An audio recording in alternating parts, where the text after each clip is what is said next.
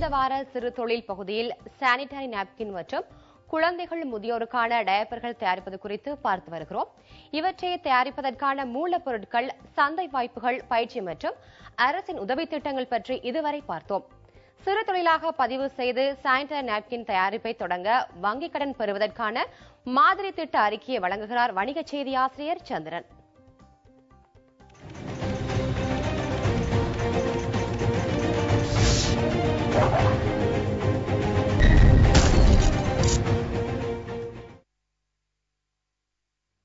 இன்னைக்கு நம்ம sanitary napkin சொல்லக்கூடிய இந்த தொழிலில் செய்யக்கூடிய ஆளுக்கு தேவையான திட்ட விவர அறிக்கையை பற்றி பார்க்க போகிறோம்.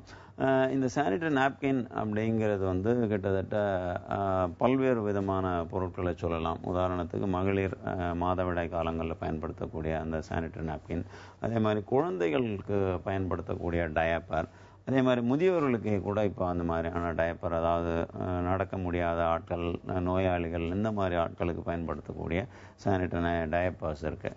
இது எல்லாமே ஒரே விதமான தொழில்நுட்பம், ஒரே விதமான செயல்பாடு கொண்டது தான். ஸோ அதனால் இந்த மாதிரி எல்லாத்தையுமே வந்து இந்த தொழில் மூலமாக செய்கிறதுக்கான வாய்ப்புகள் இருக்குது. அதே மாதிரி இதை வந்து பல விதமான முறைகளில் பயன்படுத்தி செய்கிறாங்க. ஒன்று வந்து கையாலே செய்யக்கூடிய இந்த விஷயம் வந்து பரவலாக வந்து இப்போ செய்யப்படுது. அது தவிர கேவிஐசி மூலமாக பயிற்சி கொடுக்கப்பட்டு தையல் இயந்திரங்களை கொண்டு இதை செய்கிறதும் வந்து இன்றைக்கி நடைமுறையில் இருந்துகிட்டு இருக்கு. ஸோ அந்த மாதிரியான விஷயங்களும் செய்கிறாங்க.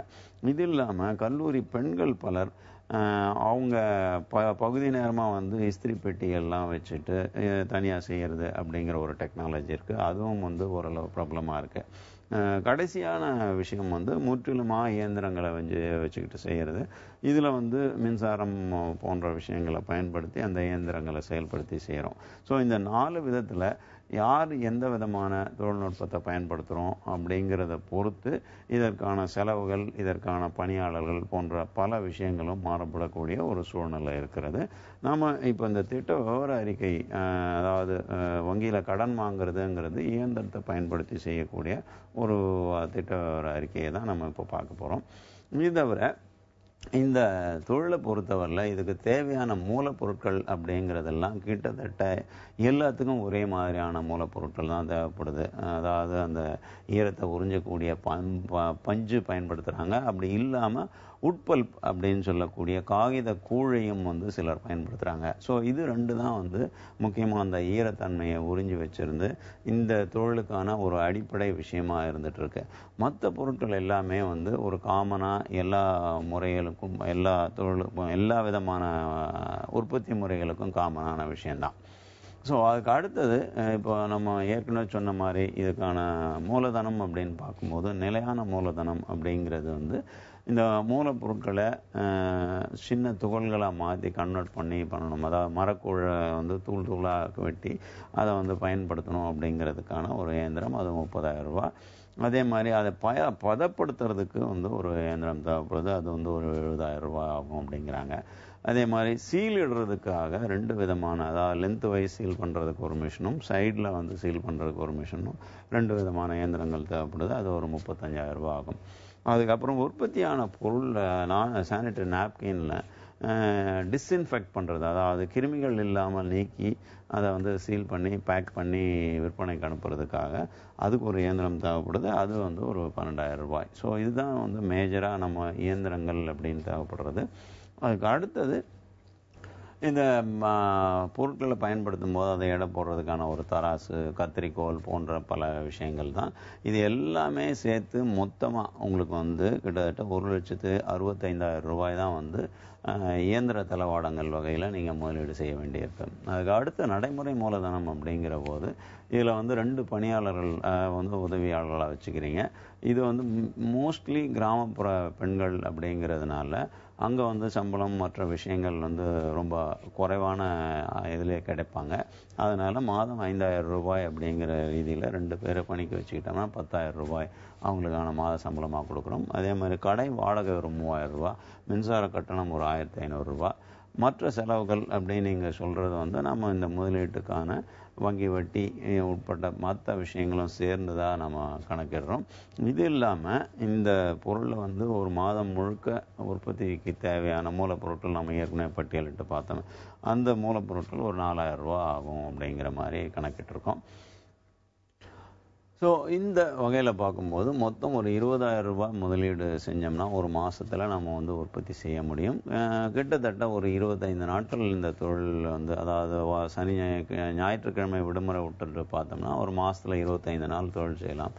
அதுல வந்து ஒரு நாளைக்கு 1000 பேட்கள் வீதம் வந்து நம்ம உற்பத்தி பண்றது அப்படிங்கிற இது பார்க்கும்போது நமக்கு மொத்த முதலீடு ஒரு ஆண்டுக்குன்னு பார்த்தோம்னா 2,40,000 ரூபாய் ஆகும் அப்படிங்கிறது தான் நமக்கு தெரிய வர விஷயம். அதுக்கு அடுத்து மொத்த மூலதனம் எவ்வளோ அப்படின்னு பார்த்தோம்னா நிலையான மூலதனம் 1,65,000, நடைமுறை மூலதனம் 2,40,000 ரூபாய், மொத்தமாக 4,05,000 ரூபாய் மூலதனம் இருந்தால் இந்த தொழிலை வந்து வெற்றிகரமாக செய்ய முடியும் அப்படிங்கிறது தெரியும். அதுக்கு அடுத்தது இதனோட வருவாய் கணக்கீடுகள் அப்படின்னு பார்த்தோம்னா நம்ம ஆரம்பத்திலே சொன்ன மாதிரி மாசத்துல 25 நாள் செய்கிறோம், ஒரு நாளைக்கு 1000 பேடுங்கிறப்போ அதனோட ஒரு பேடை 2 ரூபாய்க்கு விற்கிறோம் அப்படின்னு கணக்கிடுறோம். அப்படி பார்த்தா 50,000 ரூபாய் கிடைக்குது. ஓராண்டில் அது மூலமாக கிடைக்கிற வருவாய் வந்து கிட்டத்தட்ட 6 லட்சம் ரூபாய் வருவாய் கிடைக்குது. இதுலேருந்து நம்ம லாபம் கணக்கிட்டோம்னா விற்பனை வந்து 6 லட்சம் ரூபாய், அதில் செலவு 2,40,000 ரூபாய் போனால் 3,60,000 ரூபாய் நமக்கு லாபமாக கிடைக்கும் ஒரு ஆண்டுக்கு. அது ஒரு மாதத்துக்கு எவ்வளோ ஆகும்னு கணக்கிட்டோம்னா உத்தேசமாக 30,000 ரூபாய் வந்து நமக்கு வருவாயாக கிடைக்கிறதுக்கான வாய்ப்பு இருக்குது. அதுக்கு அடுத்தது வங்கி கடன் போகும்போது அவங்க கேட்குற ஸ்டாண்டர்ட் ரேஷியோஸ் படி பார்த்தோம்னா நிகர லாப சதவீதம் நமக்கு வந்து கிட்டத்தட்ட 60% வருது. அதே மாதிரி இன்டர்னல் ரேட் ஆஃப் ரிட்டர்ன் அப்படிங்கிறது வந்து கிட்டத்தட்ட 88.8% அப்படின்னு கணக்கிடுறோம். அதுக்கப்புறம் லாப நஷ்டம் இல்லாத நிலை அப்படின்னு பார்த்தா இந்த தொழிலை பொறுத்தவரையில் 31.37% வருது. மிக குறைந்த பிரேக் ஈவன் லெவல் இருக்கிற ஒரு தொழிலாக நம்ம இதுவரையும் பார்த்த தொழிலை இந்த தொழிலை சொல்ல முடியும். அதனால் இது மூலமாக நீங்கள் வந்து அதிக லாபம் அடையிறதுக்கான வாய்ப்பு இருக்குது. இந்த தொழிலை பொறுத்தவரையில் கிராமப்புற மகளிர்லேருந்து எல்லா தரப்பு மகளிருக்கும் எல்லா தரப்பு மக்களுக்கும் தேவைங்கிறதுனால இது ஒரு வெற்றிகரமான தொழிலாக செய்யறதுக்கான வாய்ப்புகள் இருக்கு. முயற்சி செஞ்சு பாருங்களேன். மகளிரின் சுகாதாரம் மற்றும் ஆரோக்கியத்துக்கு உதவுவதுடன் அவர்களது பொருளாதார வாய்ப்பாகவும் இருக்கும் நாப்கின் தயாரிப்புக்கு பல்வேறு மகளிர் அமைப்புகளும் உதவ முன்வருகின்றன. தேவை அதிகரித்து வருவதால் பன்னாட்டு நிறுவனங்களுக்கு போட்டியாக மகளிர் சுய உதவிக் குழுக்கள் மூலம் நாப்கின் தயாரிப்புக்கு உதவ வாய்ப்புள்ளதாக தேசிய மகளிர் ஆணைய தலைவர் லலிதா குமாரமங்கலம் கூறியுள்ளார். இந்தியன் பிராண்ட் தனிப்பட்ட வகையில் வளரணும்னாக்கா நமக்கு இன்னைக்கு இருக்கிற இந்த மெடிசின், இந்த என்ன சொல்றது, இந்த மாத்திரைகள், இந்த துறையில் அந்த டிபார்ட்மெண்ட்ல இருக்கிற கம்பெனிஸ் இன்ட்ரெஸ்ட் காட்டினாதான். இல்லாட்டி நம்ம வந்து மத்திய அரசாங்கமும் மாநில அரசாங்கம் எல்லாமே ஒன்னா கலந்து சேர்ந்து சுய உதவி குழுங்க அவங்க கிட்ட இந்த மெஷின், அந்த மெஷின் ஒன்று ரொம்ப விலை கொடுத்து ஜாஸ்தி இல்லை, அது 5 லட்சம்னு கேள்விப்பட்டேன், கிட்டத்தட்ட 5 லட்சம் கொடுத்துட்டு அவங்களுக்கு பயிற்சி கொடுத்தாக்கா அவங்க செய்யற அந்த நாப்கின்ஸை நம்ம வந்து மார்க்கெட் பண்ணலாம்.